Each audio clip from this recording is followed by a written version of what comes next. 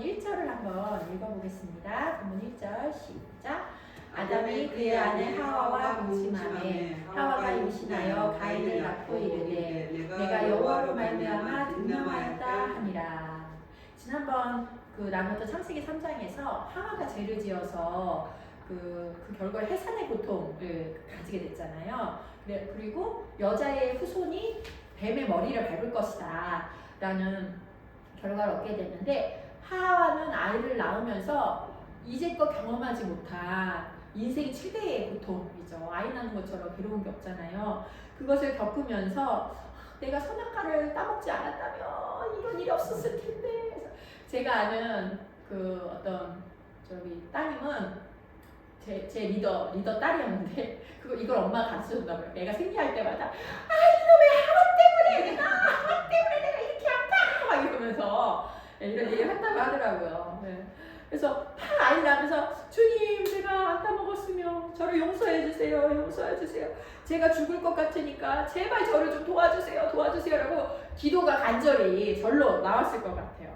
근데 그러다가 아이가 딱 태어났을 때 얼마나 감사와 기쁨이 참 있었을까. 그리고 이 아이를 낳으면서 이 아이가 혹시 그 사탄의 머리를 밟는 아이가 될까, 또 둘째를 낳고 이 아이가 사탄의 머리를 밟는 아이가 될까, 이렇게 생각을 했을 것 같아요. 그런데 아이는 2000년 뒤에나 나오지만은 하와는 이제 막 그 얘기를 들었기 때문에 그걸 생각하지 않았을까라는 생각을 좀 해봤습니다.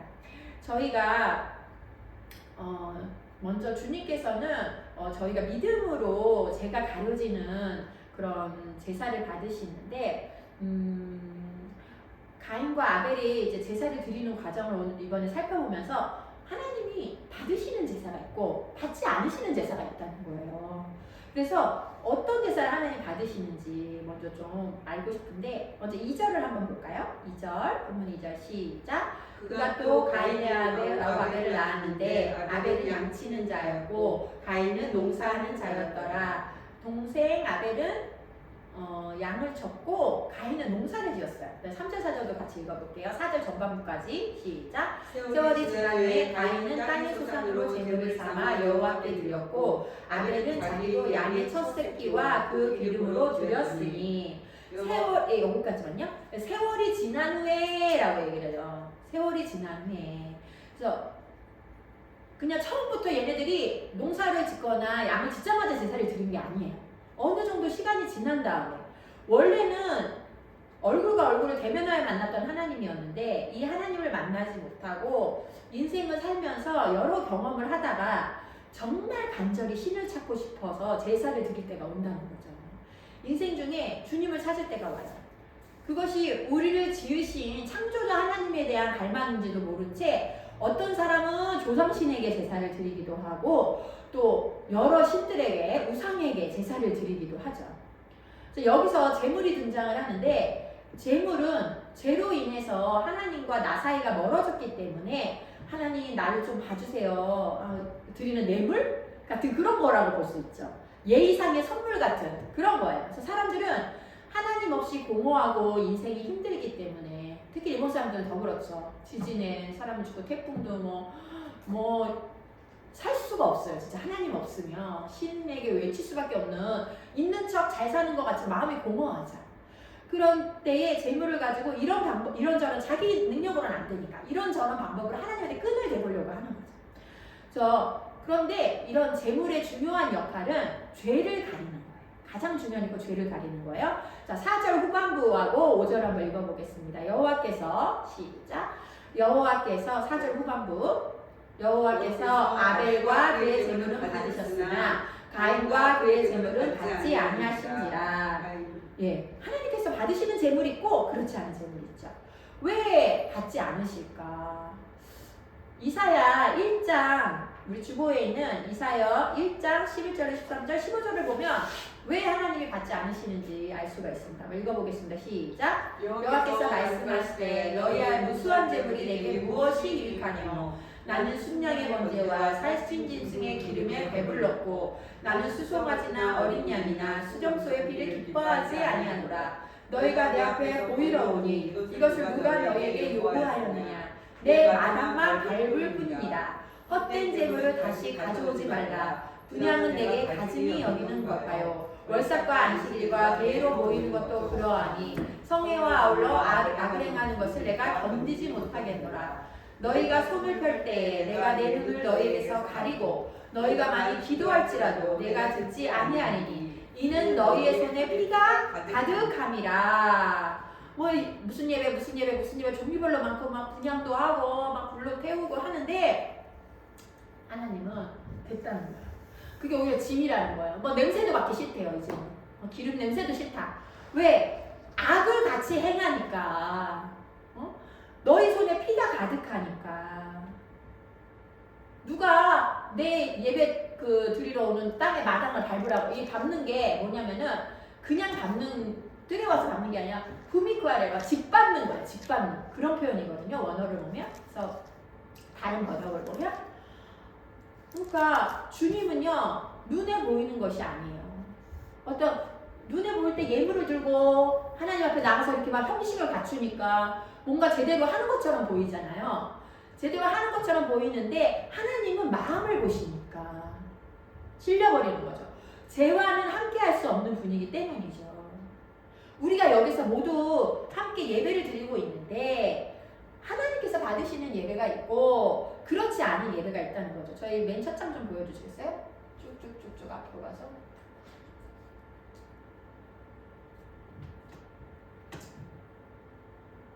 네, 여기 이게 이제 힌두교는 이런 걸 드리고 이게 신사, 이게 한국 이런 식으로 제사와 예물을 많이 드린다는 거죠. 그 다음 예, 양도 힌두교는 지금도 염소를 갖다 드리나 봐요. 그 다음에요. 여기 보세요. 얘는 양으로 이렇게 해서 하나님이 받으시고 얘는 동물을 갖다가 바치는 거예요. 하나님이 이쪽은 받고 이쪽은 받지 않는다는 거죠. 그 다음에요. 예, 이렇게 많이 와서 양을 해서 이 성막에서 태우지만 하나님은 필요가 없다. 그 다음이요. 예, 그 다음이요. 이렇게 불로 많이 태우는데 그 다음이요. 여기서 보면은 이게 성막이잖아요. 그래서 이게 일반 사람들이 여기까지만 들어가요. 여기까지만. 이게 이동식 텐트 교회예요. 주님이 40년간 광야 생활을 해야 되니까 그것도 바빠 죽겠는데 주님은 뭐가 제일 중요해요? 예배가 제일 중요해요. 그러니까 성막을 만들어. 이제 홍해 건너가지고 하니까는 뭐부터 시키냐면 성막부터 만들라고. 아니 지금 40년 동안 사막을 다니는데 무슨 텐트를 만들라고 그러세요. 하나님 힘든데. 근데 하나님의 목적은 하나님과 예배하는 자, 만나는 자를 만나는 게 목적이에요. 우리는 목적이 뭐예요? 가나안 땅에 들어가는 게 목적이에요. 근데 하나님의 목적은 그게 아니에요. 하나님과 교제하는, 아담하고 하와처럼 처음에 교제하는 백성을 만드는 게 목적이에요. 네가 나한테 순종하면 내가 네 떡한 번쯤을 보고 네가 들어가라 나가라 복을 줘. 우리의 목적은 복을 받는 거예요. 하나님의 목적은 네가 내 말에 순종하고 나와 동행하는 거예요.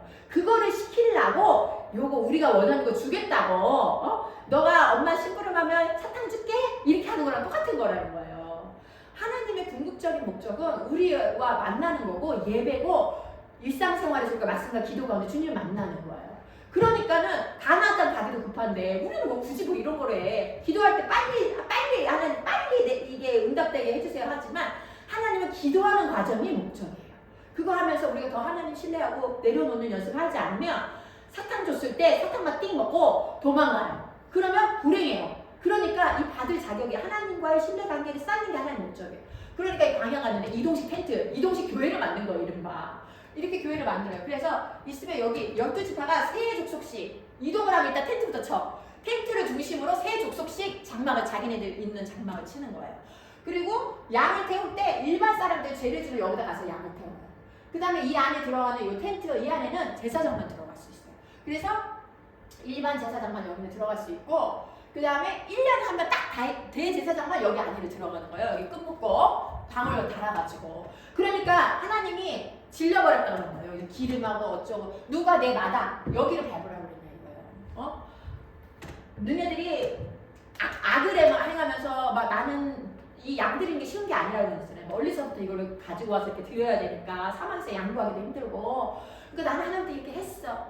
뭔가 있어 보이고 사람들 앞에 형식이 있어 보이고 그런데 하나님은 싫다 이거예요. 왜? 너희가 너희 중심을 보는데 너희 손이 더러우니까 자 그러면은 도대체 왜 가인의 제사를 받지 않으셨는지, 왜 아벨만 받았는지를 한번 찾아보겠습니다. 근데 창세기 본문에는 나와 있질 않아요. 히브리서 11장 4절 말씀 한번 찾아보겠습니다. 이제 다 썼어요. 이거 닫아도 돼요. 히브리서 11장 4절 주보 읽어보겠습니다. 시작. 믿음으로 아벨은 가인보다 더 나은 제사를 하나님께 드림으로 의로운 자라 하시는 증거를 얻었으니 하나님이 그 예물에 대하여 증언하십니다. 그가 죽었으나 그 믿음으로써 지금도 말하느니라. 첫 번째, 아벨은 믿음으로 제사를 드렸어요. 가인보다 더 나은 제사를 드렸다는 거예요. 믿음이 있어야 더 낫다 이렇게 얘기하는 거예요. 무슨 믿음이냐? 도대체 뭐에 대한 믿음이냐? 히브리서 11장 6절 말씀 주변에 없지만 한번 제가 읽겠습니다. 믿음이 없이는 하나님을 기쁘시게 못하나니 하나님께 나아가는 자는 반드시 그가 계신 것과 그가 하나님을 찾는 자들에게 상 주시는 이심을 믿어야 할지냐. 뭘 믿냐? 하나님이 여기에 계신 것과 상 주시는 이심을 믿어야 되는 거예요. 예배에는 믿음이 가장 중요해요. 그 어떤 형식도, 헌금도, 사람도, 예배의 순서도 아니죠. 하나님은 무엇에 대한 믿음을 가지고 예배하는 것을 기뻐하십니까? 하나님이 바로 이 자리에, 이곳에 계시다는 믿음이죠. 이곳에 하나님이 계시다고 생각하십니까? 성령님이 계시고 예수님의 십자가가 부활이 있는 곳이 바로 교회고 예배라는 거죠. 내가 지금 하나님 앞에 서 있다는 이 의식, 예배. 하나님은 우리의 마음의 중심을 보았기 때문에 가인은 형식이 있었지만 그게 없었어요. 하나님 앞에 인지하는 게 없었어요. 이곳에 앉아있지만 그 전날 늦게까지 게임을 하고 온 사람은 온통 머리에 게임이고 드라마를 보고 온 사람은 드라마, 걱정, 근심 걱정이 사람 근심 걱정. 몸은 이곳에 앉아있는데 마음과 생각이 온통 딴 데 가 있어요. 그러면 그 사람 예배는 받을 수가 없어요. 이곳에 하나님이 계시다 생각하고 내가 지금 하나님 앞에 있습니다 하면서 하나님의 임재를 의식하면서 드리는 예배만이 하나님께서 받으실 수 있는 예배라는 거죠. 어떤 믿음?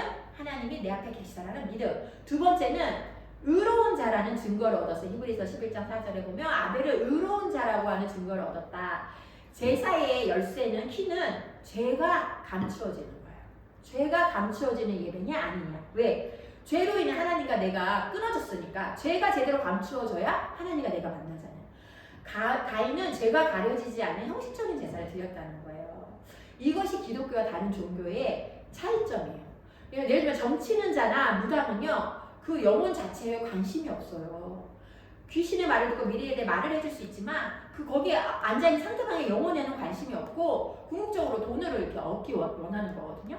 근데 캠프의 선생님들이 밤낮으로 그 영국의 일본어 대사를 외우면서 아이들이 예수님을 알고 그 사랑을 알 수만 있다면, 복음을 전해줄 수만 있다면, 그래 내가 일본말을 못해가지고 이게 방해가 되면 안 된다 생각하면서 꿈에서조차 대사를 외워갖고 온 거예요. 정말 토요일 밤낮으로 외웠거든요. 이것이 바로 영혼을 향한 사랑이고 전도라는 거죠.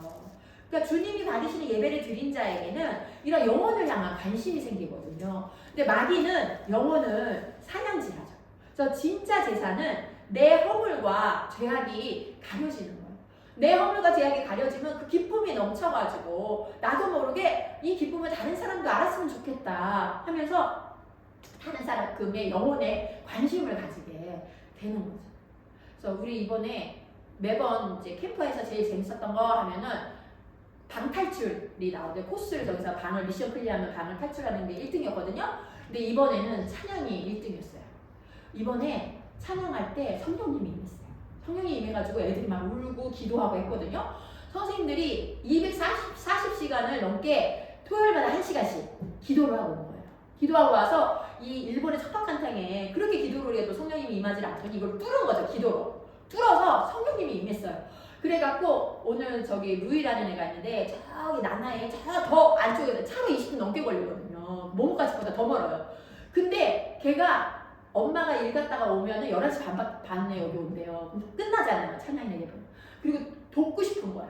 그래갖고 얘가 자전거를 타고 오겠다고 아침에 일어났더니 엄마가 6시 반에 라인이 온 거예요. 애한테 얘기를 했더니 애가 막 울고 막 자기 일찍 가고 싶다고 막 이래갖고 40분 걸려서 자전거를 타고 여기를 온 거예요, 오늘. 이런 게 어디서 생기냐. 성령님이 임하고 성령님을 만나니까 그렇게까지 애들이 좋아서 오고 싶은 거예요. 주님 만나러. 아직 얘네들 성령님 정체도 모르고 예수님 뭔지 몰라. 그런데 교회 오면 뭔가 이렇게 자유하고 기쁘고 또 호고나라니까 간증을 했는데 호토스러워 한다는 거. 교회 오면 친구들 때문에 이지매하고 막 힘들고 이랬는데 교회에 오면 있는 모습 그대로 자기를 받아주고 지원해주고 하는 그 한국 선생님들하고 그런 게 있어가지고 자기가 굉장히 이렇게 기쁨, 그러니까 자유를 누렸다는 거여서 자기도 다른 사람에게 그런 이렇게 지지를 해주는 그런 사람이 되고 싶고 또 한국어 배워서 한국 가고 싶고 이런 마음이 생겼다. 그리고 감사하지 않은 거에도 감사하고 싶은 그런 마음이 너무 생겼다고 간증을 했거든요. 이게 바로 뭐예요? 예배 가운데 죄가 가려질 때 그 자유함을 느낄 때 나타나는 변화라는 거죠. 3번 세 번째는 뭐가 있었냐?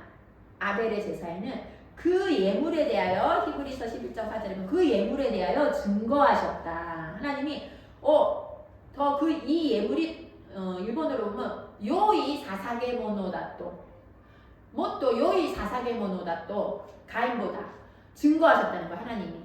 그러니까 제물에 뭐가 문제가 있었다는 거죠. 가인의 제물에는 왜? 곡식으로 드리는 제사로는 죄가 가려지지 않았어요. 이거는 창세기 3장 지난번에 얘기했던 것처럼 마치 무화과 나무 잎으로 아담과 하와가 옷을 가렸더니 가려지지 않았죠. 수치가 가려지지 않으니까 하나님이 동물을 잡아서 피를 흘려서 가죽옷을 입혔어요. 그런 것과 같은 거예요. 바로 피가 필요하다는 거죠. 죄를 가릴 때는. 그래서 창세기에서는 왜 가인의 제사를 받지 않으셨는지 명확히 설명이 되어 있지 않아서 마치 현미경 초점을 이렇게 맞추는데 안 맞아가지고 이렇게 뿌옇게 보이는 것과 같다는 거죠. 그런데 이게 언제 맞춰지느냐? 갈보리 언덕에 와서 예수님을 딱 볼 때 초점이 명확하게 맞춰지면서 보이게 되는 거죠. 자, 그래서 우리 주보에 있는 히브리서 9장 9절 12절 한번 읽어보겠습니다. 시작. 이 장막은 현재까지의 비유니 이에 따라 드리는 예물과 제사는 섬기는 자를 그 양심상 온전하게 할 수 없나니 염소와 송아지의 피로 하지 아니하고 오직 자기의 피로 영원한 속죄를 이루사 단번에 성소에 들어가셨느니라. 여러 번 아까 피를 태우면서 들어갔는데 안 된다는 거예요. 그래서 8절에는 뭐라고 있냐면 그 아직 지성소에 들어가는 그 성막이 남아있는 거는 히브리서 9장 8절에 보면 아직 그 지성소에 있는 휘장이 남아있는 거는 그 하나님께로 가는 길이 완성되지 않았다. 임시 방편이다 이 얘기예요. 뒤에 남아있는 거다. 완벽한 게 뭐예요? 예수님의 죽으심과 부활이죠. 그래서 흘렸던 피, 그게 온전한 제물이 되는 거죠. 그래서 예수님이 다 이뤘다 하고 돌아가셨을 때 그 지성소로 들어가는 장막 위에서부터 찢어졌잖아요. 그래서 일반 사람은 아예 감히 제2 성막에도 못 들어갔어요. 그 텐트 안에 아예 들어가지 못했어요. 목사님이 제사장만 들어갔단 말이에요. 그리고 제1장막, 제1휘장에는 대제사장만 1년에 한 번 그것도 딱 들어갔다고요. 깨끗한 것만 들어오면 바로 죽어가지고 방울 달고 들어갔잖아요. 그런데 제1장막이 찢어져 버린 거예요. 그래서 일반 사람들도 다 예수님을 만날 수 있게. 왜? 예수님의 제물은 가인의 예물보다 좋았고 아벨의 예물보다 좋았고 좋은 정도가 아니라 완벽했죠. 완벽했죠. 퍼펙토. 네? 완벽했기 때문에 누구나 없이 들어갈 수 있는 제물이 되었던 거예요. 그래서 이 예배에는 항상 그리스도의 보혈의 능력이 있어야 되는 거예요. 예배는 설교를 감상하러 오는 시간이 아닙니다. 예배를 제대로 드리잖아요. 그러면 겸손해져요. 내가 겸손해지고 사랑이 넘쳐요. 그런데 여기서 좀 생각해 볼게. 그러면 가인이 어떡하냐? 가인 농사 짓는 사람인데 불쌍하지 않나? 저는 개인적으로 아니 농사 짓는 사람인데 불쌍하지 왜 안 받아줘? 좀 이런 마음이 항상 있었거든요. 읽었는데 농사 짓는데 어쩌라고 이런 마음이 있었는데 이번에 생각을 해보면서 그러면 동생인 아벨한테 양 한 마리를 좀 빌리러 가야 되지 않았을까? 그런데 내가 형인데 자존심이 있는 거죠. 자존심이. 그래서 우리는 자존심을 버리고 예배를 위해서 자존심을 버려야 한다는 거예요. 교회 안에서 나의 자존심을 내세우고 내가 어떤 사람인지를 보이려고 하면 주님을 만날 수가 없는 거예요. 교회에 와가지고 내 의견을 들어야지, 내 생각을 들어야지, 저 사람 나 무시하는 거야? 이렇게 될 때 예배에 집중할 수가 없죠. 제대로 된 주님이 받으시는 그런 예배에 실패할 수밖에 없다는 거예요. 교회 안에서 내가 인정받고 뭔가 세상에서 못했던 것들을 세우고 이런 것들을 내려놔야 된다. 자, 마무리하겠습니다. 창세기 4장 5절로 돌아가서 한번 읽어볼게요. 뒷부분. 가인과 그의 재물은 시작. 가인과 그의 재물은 갖지 아니하신지라 가인이 몹시 분하여 안색이 변하니. 예배를 제대로 드리지 못하면요 마음이 불편해요. 첫 거절감이 나오는데 하나님의 예배로부터 거절당한 가인이 나와요. 리젝션, 거절의 상처. 아이가 부모한테 거절의 상처가 있으면 혼날까봐 눈치만 봅니다. 남편한테 거절당할까봐, 친구한테 거절당할까봐 자기 의견도 제대로 이야기도 못하고 눈치 보며 맞추기만 합니다. 뭐 맛있는 거 해주고 옷도 사줘보고 내가 잘못 안 했는데 미안하다고 평사주면서 사과하고, 또는 거절당하기 전에 미리 선수를 쳐서 조금이라도 상처받을 일이 생길 것 같으면 미리 자기가 다 관계를 끊어버리는 거예요. 뭐 이렇게 관계가 이렇게 해야지, 자기는 이렇게 해야지 생각하는데 이렇게 안 해. 그러면은 저 사람은 조금 위험해. 빨간 신호가 되는 거예요. 그러면 내가 얼른 관계를 끊어버리는 거야. 그래서 저렇게 하면 안 되죠. 관계를 다 끊어버리는 거야. 왜? 사실은 그 사람으로 인해서 내가 상처받을까 봐. 거절의 상처가 있기 때문에 미리 자기가 선수를 치는 거예요. 만약에 내가 좀 잘못해도 상대방이 용서해 줄 거야 라는 믿음이 있으면 자유로울 텐데 그걸 못하고 거절의 상처들이 있으니까 이런 것들을 하는 거거든요. 근데 우리 예수님은 이런 분이죠. 좀 잘못해도 용서해주고 있는 모습 그대로. 그래서 주님의 사랑을 누리면서 자유로워지시기를 바랍니다. 그래서 우리 캠프 때 오는 아이들이 보면은 일본은 집단주의잖아요. 조금만 못 맞추고 북가치에서 뭔가 잘 못하고 이러면 막 이심에 당하고 막 이런 일들이 다 있었어요. 몰랐어요 이번에. 뭐 얘기를 들어보고 할 때 그런 일들이 있었어. 그러는데 있는 모습 그대로 자기를 받아준 선생님들이 있으니까요. 그 뒤엔 예수님의 사랑이 있는 거죠. 그러니까 좋아서 왔던 거예요.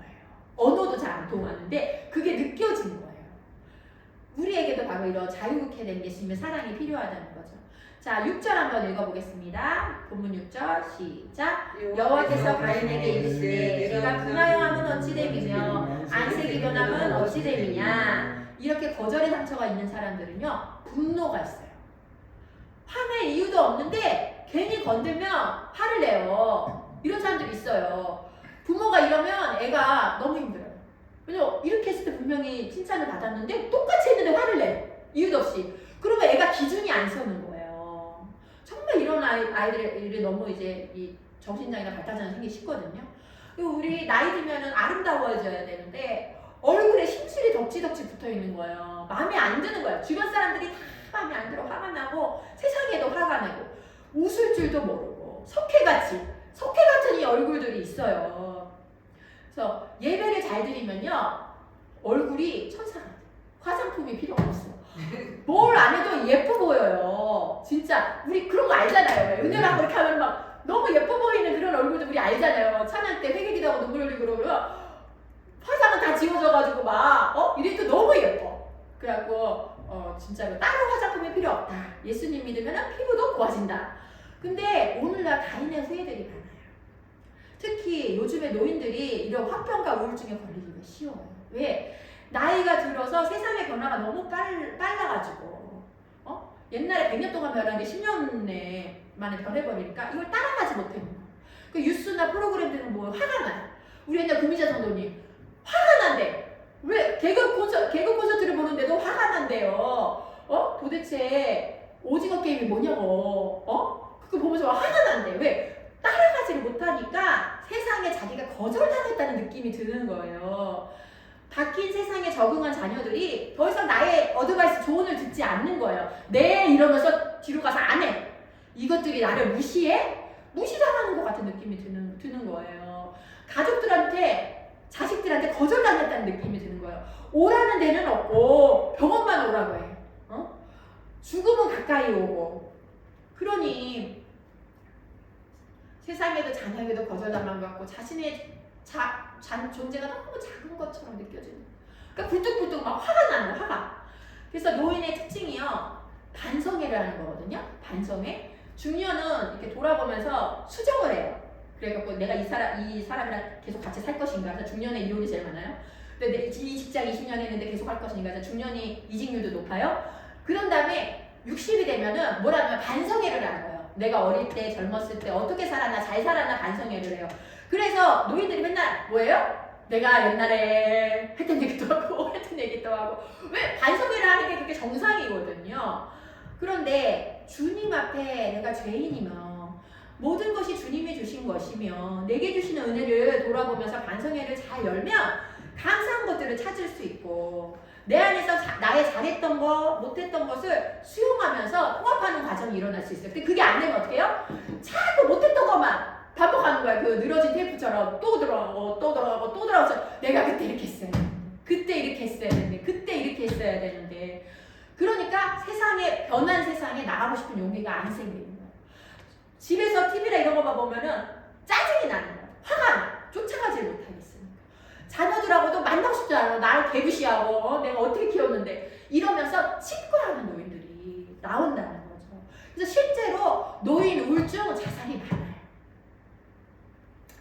자, 그래서 우리는 반성회를 이제 저도 그렇고 이제 좀 있으면 반성회를 시작해야 되는 때가 점점 다가오는데 예수 그리스도 앞에 잘못된 것들을 겸손하게 내려놓고 제대로 예배를 드리면서 수용하고 받아들이고 하는 그 통합하는 내 안에서 그런 과정들을 거쳐야 된다.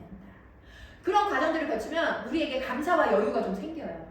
그러면은 맨날 막 했던 얘기 또 하고 뭐 이래라 저래라 나이가 양반이야 내 말을 들어 이 녀석들아 어서 나를 무시해 이랬던 노인이 감사와 여유가 있으니까 허허허허 이러고 젊은 사람들한테도 말도 좀 들을 줄 알고 배울 줄도 알고 베풀 줄도 알고 이러면 주변 환경이나 이 자녀들에게도 내가 자꾸 배우려는 자세로 이야기를 하고 명령하기보다 듣는 자가 되면요 이제 주변 사람들이 되게 다가와요. 자녀도 다가오고 젊은 사람도 다가와요. 그럴 때 내가 진짜 삶에서 겪었던 잘못했던 거 잘했던 걸 요약을 해서 겸손하게 지혜를 나눠줄 수 있는 내가 먼저 가는 거 말고 그때는 안 들어요. 또 라떼고만 꼰대고만 이래요. 내가 여유가 생기고 통합이 되었을 때 주변 사람들이 가까이 다가와. 그때 물었을 때 그때 답을 줄줄이 말고 간단하게 이렇게 얘기해 주는 사람이 바로 현자라는 거죠. 노인이 될 때 치과형, 교만해서 무시형, 현자형 전 5개가 있어요. 근데 우리는 현자가 되게 된다는 거예요. 예배에 승리하면. 자, 그래서 여러분들 우리에게 뭐가 필요합니까? 먼저 하나님이 우리 이곳에 임재하시다는 믿음. 그 다음에 올바른 의인으로서 주님을 위해서 의인으로서 내가 이 예배 가운데 죄를 깨끗함 받겠다는 의인으로서 인정받겠다는 거 예수 그리스도의 보혈 이 3가지를 가지고 주님께서 받으시는 예배를 드려서 우리 안에 모든 것이 겸손하고 사랑이 넘치고 통합되어서 주변 사람들이 이렇게 넉넉하게 사랑을 나눠주고 있는 모습 그대로 받아주고 해줄 수 있는 그런 사람이 됐으면 좋겠습니다. 기도하겠습니다.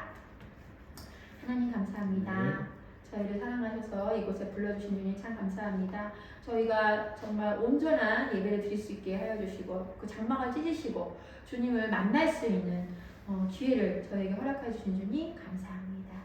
저희가 저희의 모든 것들을 겸손히 내려놓고 날마다 매일 드리는 주님과의 예배로 인하여서 우리에게 사랑과 여유와 기쁨과 성령님의 인자하심이 넘치게 하여 주셔서 예수님의 사랑을 나눌 수 있는 저희들 될 수 있게 하여 주시고 나이가 들수록 더 현자로서 지혜롭게 살아가시는 저희들 될 수 있게 하여 주시옵소서. 감사드리며 예수님의 이름으로 기도합니다. 아멘.